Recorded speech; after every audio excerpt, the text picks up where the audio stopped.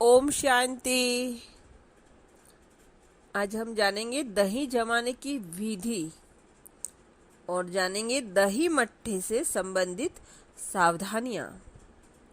किस मौसम में खाना चाहिए, किस मौसम में नहीं खाना चाहिए, किस बर्तन में दही को जमाते हैं और किस में नहीं जमाना चाहिए, ये सब बातें हम जानेंगे। तो दही जमाने की विधि है। दूध से दही जमाने की क्रिया प्राकृतिक कीटाणु करते हैं। इन कीटाणुओं को लैक्टिक एसिड बेसिलस कहते हैं। ये कीटाणु दूध में मिले होते हैं जो दूध की प्राकृतिक मिठास से जीवित रहते हैं। ये हानिकारक नहीं होते, अतः दूध से ही दही जमाने समय उसकी संख्या अधिक होने से सही माना गया है।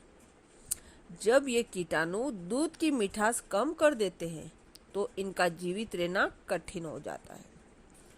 ऐसी स्थिति में दूध में रासायनिक क्रिया होने लगती है। यही प्रक्रिया धीरे धीरे दूध में गाढ़ापन लाती है और दूध को दही का रूप में बदल देती है। इन्हीं जीवाणुओं के कारण दूध में खटास उत्पन्न हो जाती है। यदि दही काफी समय तक रखा जाता है तो उसमें खटास बढ़ जाती और दही मथने के बाद वह खट्टा हो जाता है।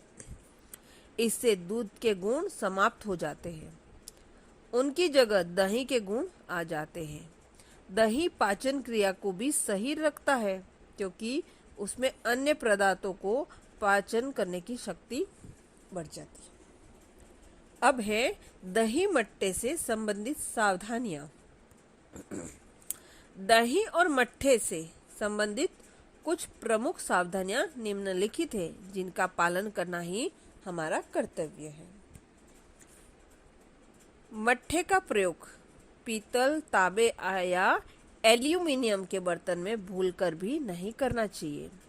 इन धातुओं में विषैले तत्व पाए जाते हैं जो दही मट्ठे में बहुत शीघ्रता से प्रविष्ट होकर उसे विषैला बना देते हैं। कांसे के बर्तन में दही रखने से भी वह विषैला हो जाता है। दही जमाने के लिए मिट्टी का बर्तन कुंडा उपयोग होता है। मिट्टी का बर्तन, जिसे हम कुंडा भी कहते हैं, वह उपयोग होता है। दही और मट्ठे का सेवन कांच या चीनी के बर्तन में करने से पूर्व उसे हल्के गर्म पानी से साफ कर लें।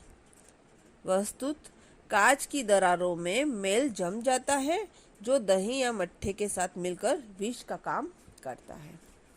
दही निकालने के बाद कुंडे, जो कि मिट्टी का बर्तन है, कुंडे को गर्म पानी में साफ करके धूप में सुखा लें। धूप मिट्टी के बर्तन को ऊर्जा देती है, जो पुनः दही जमाने समय धूप में मिल जाती है। यह ऊर्जा आंतों को शक्ति प्रदान करती है। यदि शीत ऋतु हो तो मट्ठा या दही को जीरे और हींग में छोंक कर खाएं अथवा उसको हल्का गर्म कर लें। वर्षा काल में दही तथा मट्ठे का सेवन नहीं करना चाहिए।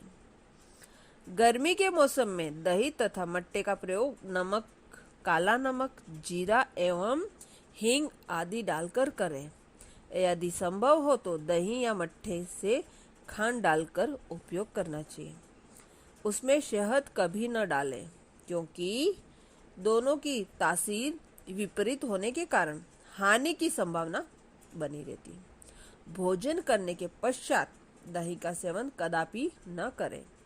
उसके स्थान पर मट्ठा या लस्सी ले लेना चाहिए।